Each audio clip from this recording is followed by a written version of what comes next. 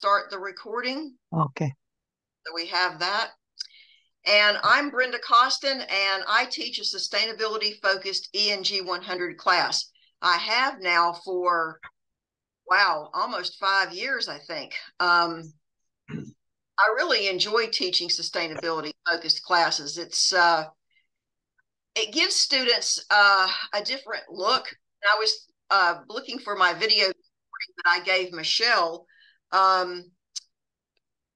She wants to gather videos from faculty who teach sustainability focused classes to just share why it's important. Of course, we all know that sustainability is a hot button topic out there because we're all affected by it in one way or other. And it just gives you more, if you offer it as an option, it gives you more possibilities in a writing class. And I always create a sustainability guide. Let's see if this links to my current one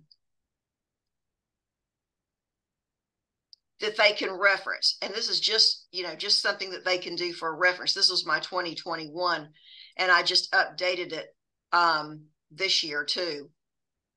It's, I always start off with Malama Aina and what does Malama Aina mean?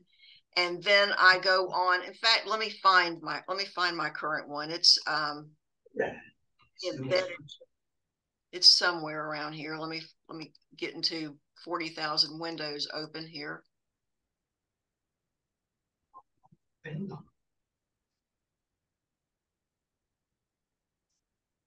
First move here, you see one hollow on the trash can, you think it trash. No, thank you. Because in the mainland, it always says trash.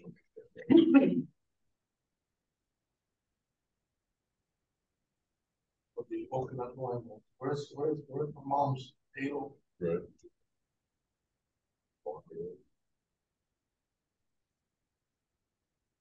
So in my classes, my English classes,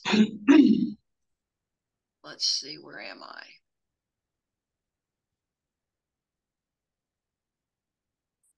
I always put it on the menu section of Laulima. My sustainability guide, I have it down at the bottom. And I always update it based on what's going on with Earth Day and Earth Week and all of that. And so, April 22nd is actually Earth Day. So you can all see this, correct? Or no? Let me share. Yes. Okay. There you go. So this one is this year's theme is invest in our planet. And so I kept some of the same pictures because they're all about, plastic problems and pollution. And then I start off with Malama Aina and why it's so important to take care of the land, but what it really means to Hawaiian people, because as you know, the mountains and the sea are everything to Hawaiian people. So we talk about that. Mm-hmm. And then we go into what's actually happening around in the area. And as you can see, it's not good. We all know that. So I always encourage students to participate in Malama Aina Days. Sustainability Coastlines has beach cleanups often. In fact, they have one coming up at Waimanalo, and it's a rather big event where they play music and they have food, and you clean early in the morning until about noon, and you just clean up the whole stretch of Waimanalo. It's amazing what they find. And so I have different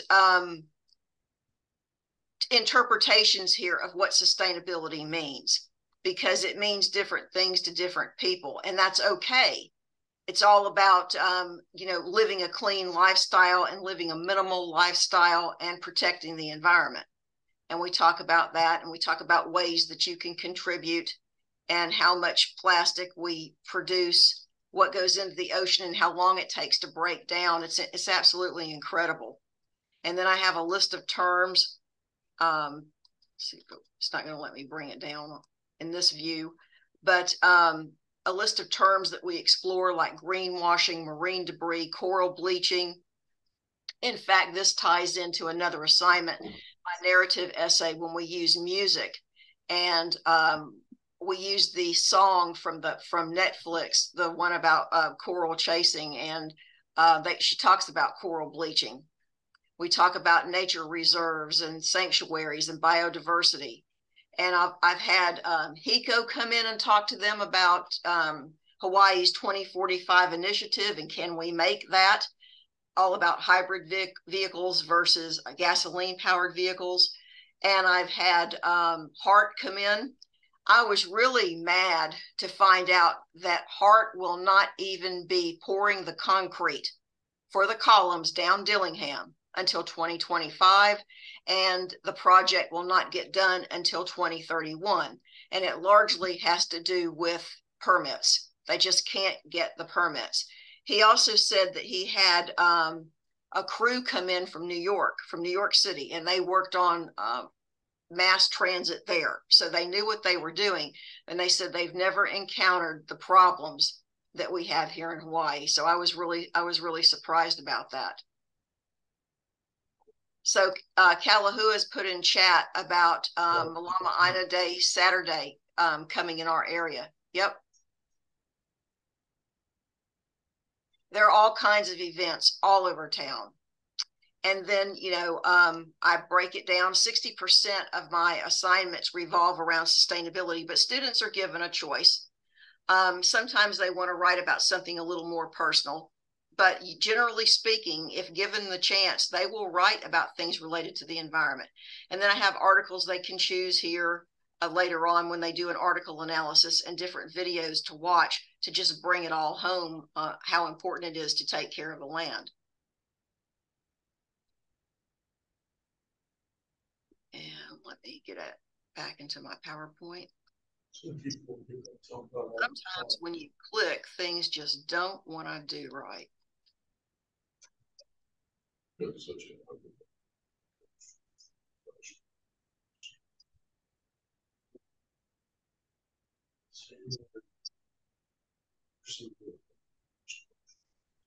I'm just going to start it over again.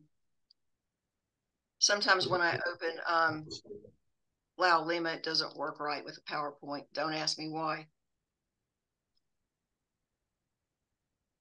I'll tell you, Mom, you know, did you have it? That's a great thing too.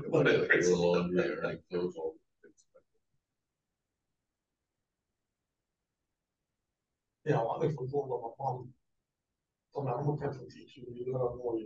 Background terms are, you know, are pretty important. So they get a foundation of that. And then I've created like a musical playlist of Hawaiian music, Hawaiian protest type music, and also other songs that we begin to explore that are related to sustainability. And there are websites that can really make a difference. There are climate music websites that we take a look at. And what does climate music sound like is a really good one. Music for Our Emergency. I love the Climate Stories Project. So if you click here, come on. These climate stories change all the time because people are constantly adding things in. And some have actually been from Hawaii, which has really been cool. But they tell you become a Climate Stories ambassador, you know, and they talk about climate change. And these are people from all over the world sharing their stories about how they have participated in keeping the planet clean. And of course, his contribution to sustainability is through music. So each person, whether he or she thinks so or not, has something to contribute to the sustainability, as a whole. And these climate stories are really good. If you're looking for things to write about, get into the Climate Stories Project. One of the things that I want to do in the future, I just need to have a slightly larger class, but I want students to contribute by sharing their climate story if they have one. I want this is like a possibility or an extra credit thing. I think this would really be a good project. So I'm constantly looking for things to do to make teaching a little more interesting. Let's see if I can get back into my PowerPoint again. So I love the climate stories because they're always changing. And then invite guest speakers in. So over the years, I've had a group of people, some from Blue Planet, always have HECO. This has kind of been a standing tradition now. HECO has a new guy, Alan Yonan, and he'll come in. At first, he was really timid, but when the students started asking him questions and he started getting involved in the process, he became really interested in talking to students. He said, if you invite me back again, I'll be updating my PowerPoint. So he wants to come back. He was explaining about shared solar this time and how if you go from Pearl City and you head toward the west side, before you get to Makaha and that area, if you look out on your right, there's a solar farm. It's about even with getting off to go to Target in that area in Kapolei. But on the right, there's a big solar farm, which means you could actually buy into this electricity. So even though you may be renting a place and perhaps the person who owns it that you're renting from doesn't want to participate in solar panels and that sort of thing, you don't have to worry about it. You can buy into this energy and you can actually save money in the long run. So it's, in a sense, a traveling solar panel in that you can several $1,000s to start. But I think they bill you each month until it's paid off. So they make it affordable for you and workable for you. But in the long run, like a solar panel, it will bring down your electric costs. And here in Hawaii, this would be a really good investment. I've had people from UH talk about tropical agriculture and what to grow in this environment and be sustainable with growing plants that give back to the Ina. I've had people from Board of Water Supply come in and the Office of Climate Change. Generally speaking, my favorite people, though, have been HECO, and Hart will come all the time and give me an update. And Henry, with the city and county of Honolulu, he'll talk about trash. He's like the trash guru. He cracks me up. Now he has Lei Mahi come in, his office worker, because she, even though she maintains his office, her background is in sustainability. She worked in sustainability in California and in the Pacific, all throughout the Pacific Northwest. And she's even been a flight attendant. She's done all sorts of different jobs. So she's well versed on dealing with sustainability issues. And then papers that really lend themselves to sustainability topics are like illustration, definition, evaluation, many article, you can do many article analyses on climate change. There's so many cool articles out there. Students have fun picking an article. I give them suggestions, but they don't have to go by that at all. And it's fun to read an article together in class and then pick out, who the author is and how are we going to insert this information in the paper in a paraphrase. How are we going to talk about the title of the article and all of that? So this is really my prelude into the research paper. And then we get into the argument research paper. But also the music analysis one is early on. It comes before evaluation. And it gets students really interested in things that have to do with the environment, because they at first they didn't believe that people really wrote about the environment. But One Republic does, Truth to Power is a great example. So songs can teach us about climate change, and they do. And students all over the world, especially those who are interested in classical music, have made like a medley of songs that deal with climate change, what their interpretation of it. And there is like supposedly there is this big clock that ticks about how much longer we have on Earth if things continue to go the way they're going. So some songs that have sparked discussion have been Tell Me How Long, and that's the one from Netflix, from the Coral movie. Song for a Dying Planet, Dear Future Generations. Now this is Prince Ea. He's a rap artist. So I like to throw different varieties of music in there. What I like about Prince Ei is he's really not a singer. He's a motivational speaker. But the way he does this is he adds music to it, but he's really giving you a speech, and he's telling you that we need to do something about the planet. So let me share with you a little bit about what he does. Here's to a new feeling. One where comfort follows your definition. They make you watch dream feel weightless. Here's to unlocking absolute confidence. I'll just give you a sample of his stuff. It's pretty good. Dear future generations, I think I speak for the rest of us when I say, sorry. Sorry we left you with our mess of a planet.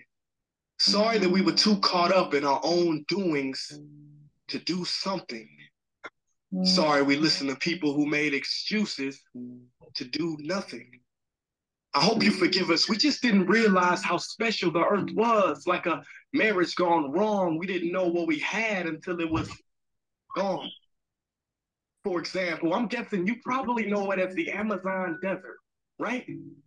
Well, believe it or not, it was once called the Amazon rainforest, and there were billions of trees there, all of them gorgeous. And yeah, once the Amazon rainforest, exactly. You don't know much about trees, do you?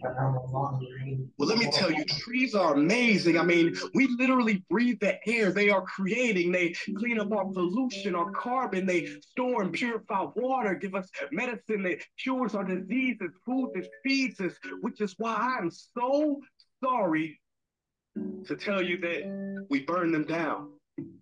Cut them down with brutal machines, horrific, at a rate of 40 football fields every minute. That's 50% of all the trees in the world gone in the last 100 years. Why? They don't slide, that's a system. That would make me so sad if it weren't so many pictures of leaves on it. You know, when I was a child, I read how the Native Americans had for the planet, that they felt responsible for how they left the land for the next 7 generations. What is in the area actually really? You know the area is the essential element you need. But today, Is this? don't even care. Doesn't even matter. Now, he mentions the American Indians, and later on, I have a song that I talk about. I'm gonna make one about that. I mean, I do songs, like old songs, yeah. What my mom's one. And then I get into Love Song to the Earth. So I want students to see 2 different dichotomies here. You can either tell people things that are negative about the earth and hope they'll want to change, or you can present the earth in a very beautiful, positive light and hope that they'll want to keep it that way. So there are really 2. Beautiful. The hearts are many, the same. And Love Song to the Earth is one of the beautiful ones. There's also Earth Songs really good. And my favorite, I kick it off.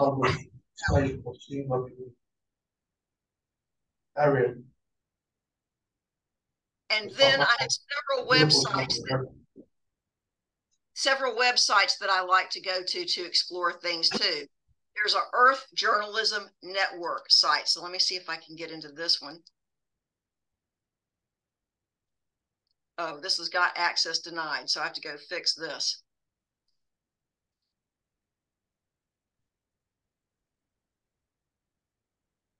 They've changed it. The World Health Organization is another good one, and so is environmental degree, science degree, and so is NASA. So I like all of these, actually. They're all good.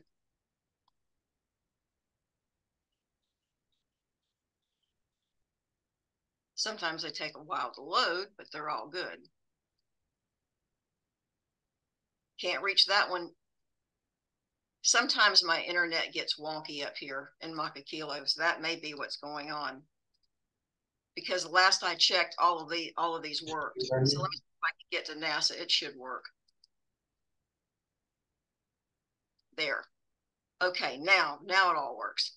Okay, understanding our planet to benefit humankind. I love this because they put statistics right up here. And we're up 1.1 on the global temperature again. Carbon dioxide's up. Ice sheets are going down. Sea level has risen again. Ocean warming. So now you can see they put the statistics right out there. They also give you facts to explore, news. They give you different solutions.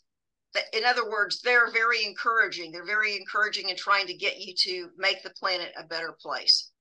So there's so many great articles here about things that are being done right now, for example, to protect the coral reef. But what I love about it too is regardless of where you are in your sustainability journey, they take you from the beginning and they lead you through. How do we know climate change is for real? Because a lot of people really don't accept it. You know, they think it's all bull, that it's just a natural occurrence. And yes, part of it is a natural occurrence, but man has caused a great deal of this. So why is it happening? And then what are the effects? What's being done to solve it? And there are your solar panels. So this is what a solar panel farm looks like. And this is what it looks like when you're headed from in town and you're going to Makaha. You have a solar panel farm like this. And then, you know, you can actually ask a NASA climate scientist questions, and this scientist or a group of them will get back to you. So you can pose questions. If your students have questions, you can actually pose questions as a group and they will answer them, which is really cool and really interactive. And it's a wonderful thing to do. And students enjoy that as well. So I'm always looking for ways to make learning more fun. And then there are scholarly databases. Sarah's brought in a couple of new ones like Environment Complete and the Sustainability Reference Center. You always have Honolulu Newspapers, Academic Search Complete, and Opposing Viewpoints, which are really super great. But she's added 2 more that really zone in on sustainability in a slightly different way from the others. But each one gives you something different. So it's good to look at all of them. There's not a one-stop shop. And then there are all kinds of videos, like here's another one on stories of change. This is a climate hero story, which is always inspiring. And of course, I do like Bill Nye, the Science Guy.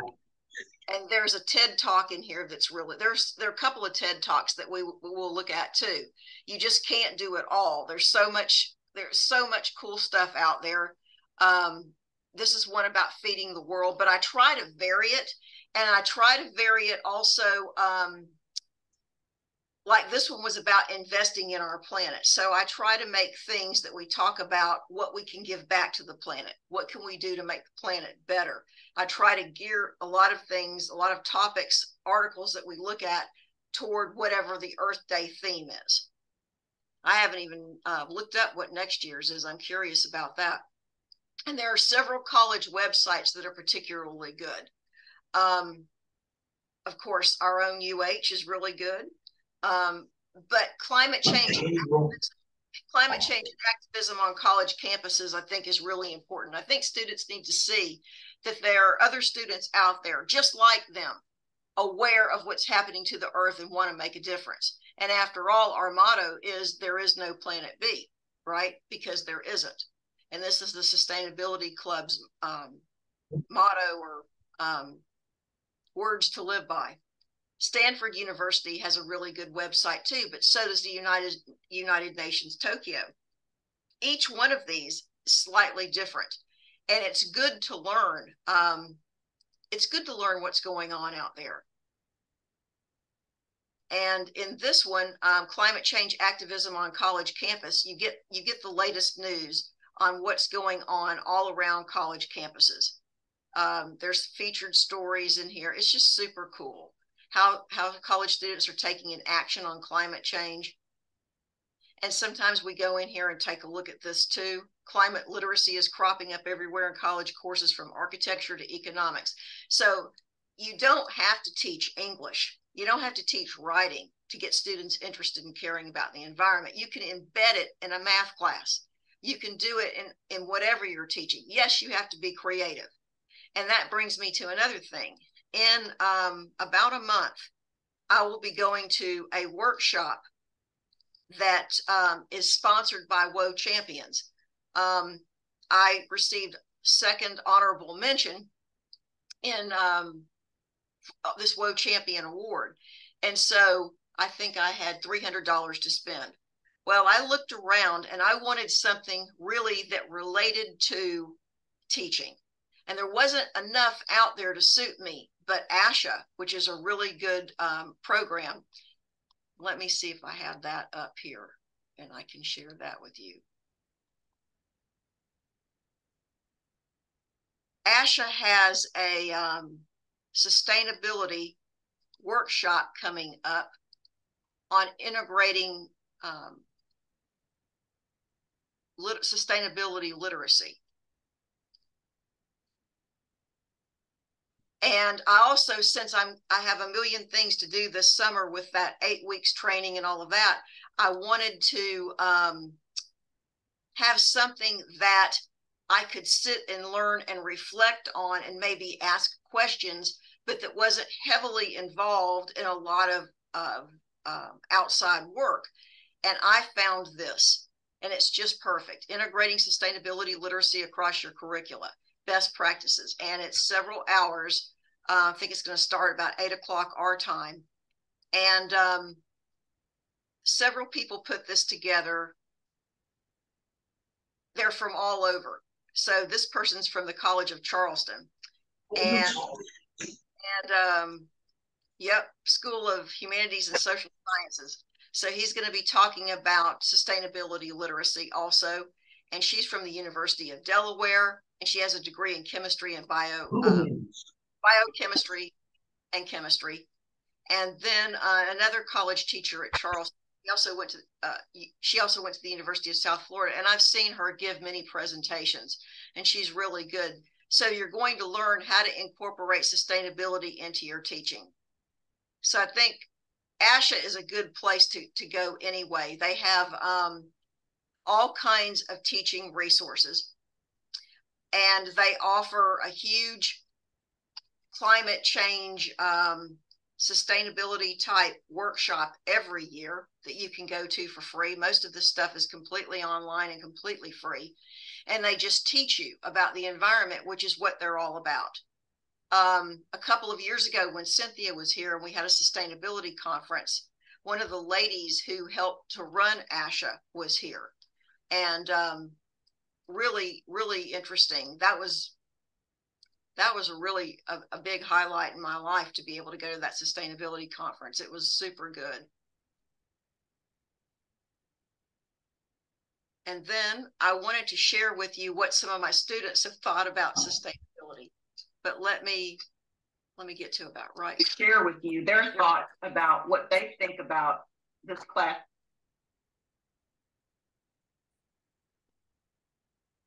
Being sustainability focused.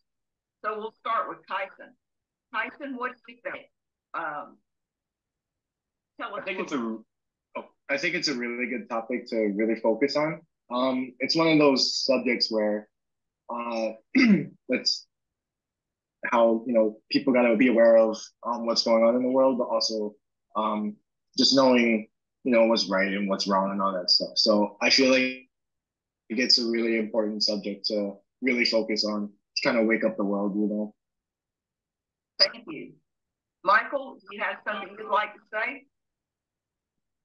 Yeah, actually, I believe like us focusing, this class being focused on sustainability actually gives me a nice new perspective on things and a nice change of pace when it comes to taking classes and just doing the same old grind of, oh, hey, this is math class. Oh, hey, this is English class. This is your assignment.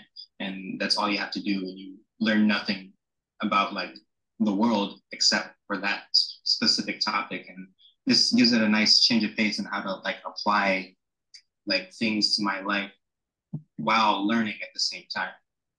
That's great. I'm glad you feel that way. Joanna, what about you? Yeah, so about this class being sustainability focused, I really like this fact because it gives me like more insight onto how we can help the planet like be more greener.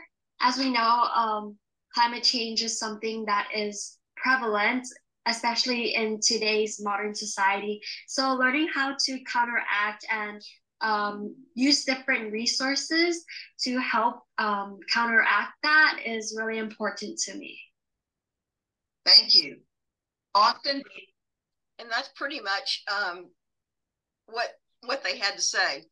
But they like it. They like things dealing with sustainability, which is really good. So now let me find my way back into everything again.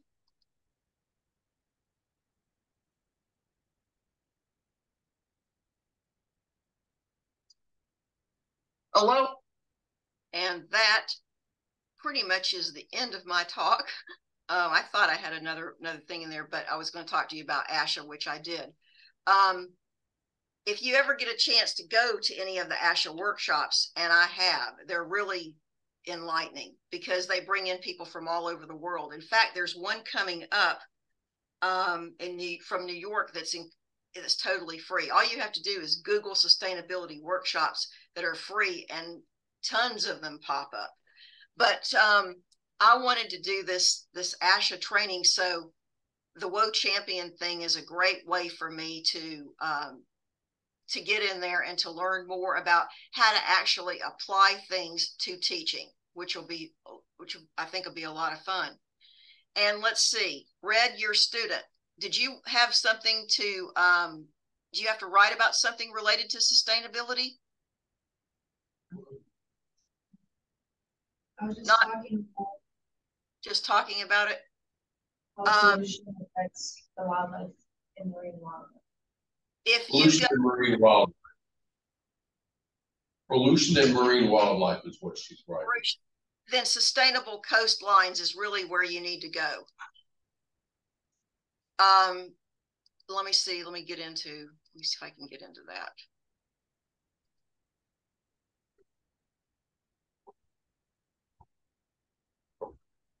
They're the ones with the cleanup, but they tell you a little bit more about what's happening here locally.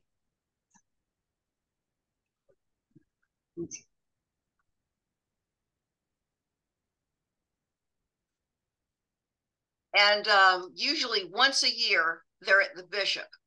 And they have some really cool stuff at the Bishop.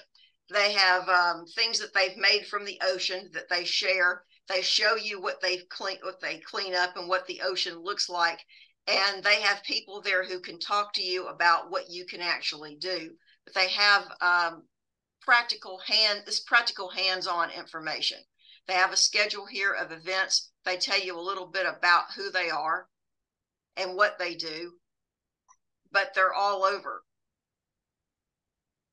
They do some really super cool stuff. So does Kupu, but I can't say enough good things about them. They're just wonderful. But here you have a resources hub.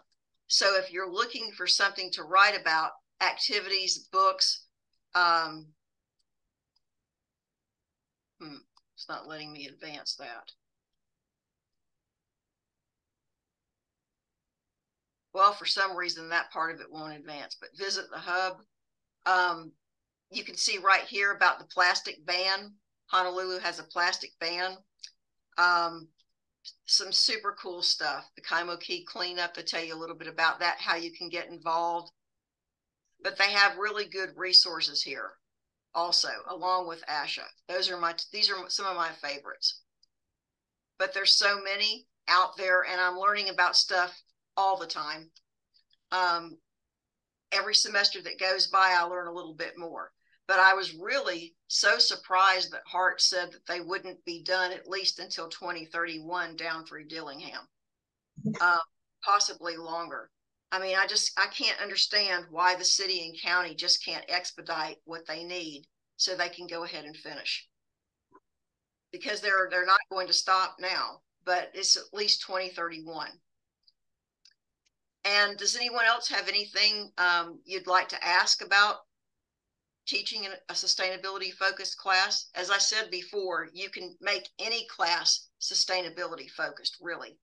Yes, it takes a little bit of work, a little bit of preparation, but you can make it fun and interesting. Even math, you can talk about the percentages of waste out there and how you can clean up and how what your contribution can do to change things. So you can always look at something from any perspective. There are ways to do it. Jill, do you have anything you want to say? No, thank you for your work and for sharing today and supporting Ho'olalea. And you're doing great work because I've observed some of your classes for Ready, Set, Register, and you really engage them. So I applaud you for your work incorporating like even the conference and just in maybe encouraging other faculty to jump on the bandwagon for sustainability classes. So Anybody can incorporate. I think they're going to get rid of sustainability related and make everything sustainability focused. But anybody can make any class have a sustainability component.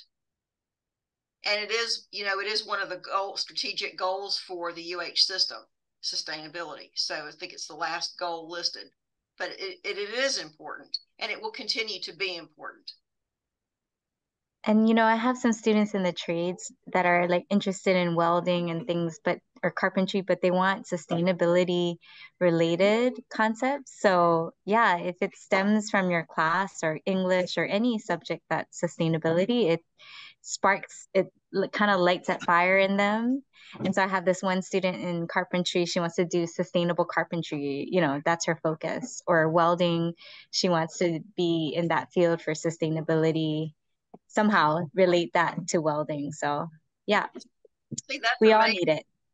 Yeah. And go to the Trash to Treasures contest and look at what the students have done, what they've created out of complete utter waste and made the coolest things, and cast your vote. It's some amazing stuff. And thank you all for being here today. I really appreciate it.